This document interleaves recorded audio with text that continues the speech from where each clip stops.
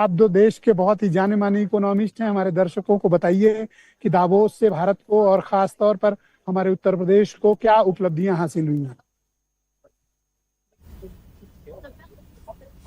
ब्रजेश जी, जिस प्रकार से आप वहाँ की रिपोर्टिंग कर रहे हैं और जिस प्रकार से हम लोग यहाँ पर मीडिया के थ्रू समझने की कोशिश कर रहे हैं, तो एक बात तो स्पष्ट हो जाता है कि जहाँ पर डेवलप्ड कंट्रीज आपस में ही उलझे हुए हैं, ग्रीनलैंड को लेकर के ट्रम्प साहब जहाँ रेड हो जाते हैं, वहीं पर अगर आप देखिए तो चेहरे काले हो जाते हैं यूरोपियन कंट्रीज के। उस बीच में अगर हम देखते हैं तो भारत के राज्य, मैं इस बार भारत के राज्य का विशेष तौर पर इसलिए उल्लेख कर रहा हूं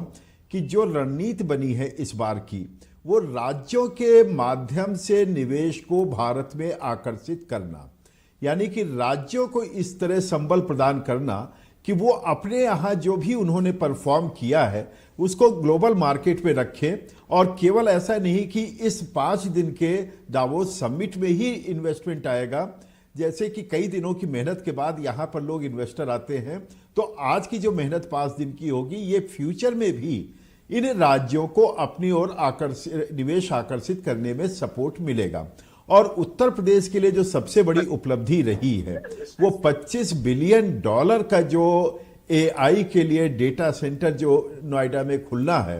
5 सालों में वो प्रोजेक्ट पूरा होना है 2030 तक। तो ये एक तरह से ये भी माना जा सकता है कि एक बहुत दूर की कौड़ी यहाँ पर हुई है। और उत्तर प्रदेश का शोकेसिंग अगर ग्लोबल लेवल पर है तो नेशनल लेवल पर भी तो एक लीडर की तरह से स्थापित होता हुआ दिखाई पड़ता है। यानी कि जब लॉ एंड ऑर्डर के रूप में एक मॉडल प्रस्तुत करता है, आपसे जानना चाहूं कि दावोस क्या संदेश देने में सफल रहा है। वैसे जियोपॉलिटिकल टेंशन्स तो और बढ़ी हैं, उसमें तो कोई प्रगति नहीं हुई है, बट आपको क्या लगता है कि आर्थिक परिदृश्य में दुनिया में कोई तब्दीली आएगी? मुझे ये लगता है ब्रजेश जी कि वहां पर आर्थिक छटपटाहट तो है, लेकिन जो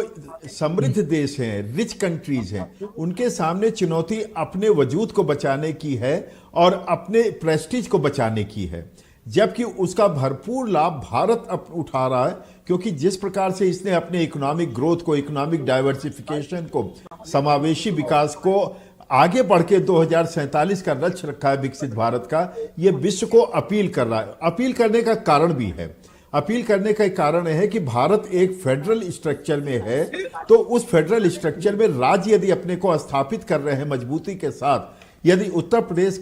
अपने को स्थापित कर रहा है, महाराष्ट्र कर रहा है, तो दूसरी तरफ आप झारखंड और आसाम को देखिए। हो सकता है इस दावोस समिट के पहले हम लोग इनको इस आकलन में ही न रखना चाहें कि ये भी ग्लोबल लेवल पर अपने को लाते हैं, यानी कि भारत की पूरी इमेज ट्रांसफॉर्म हो रही है और उत्तर प्रदेश जो पिछड़े राज्य थे उनको एक मॉडल देता हुआ दिखाई पड़ता है। बहुत शुक्रिया सर, हमारे साथ कृपया बने रहिएगा। मैं इस परिचर्चा को आगे बढ़ाना चाहता हूं। मेरे साथ देश की राजधानी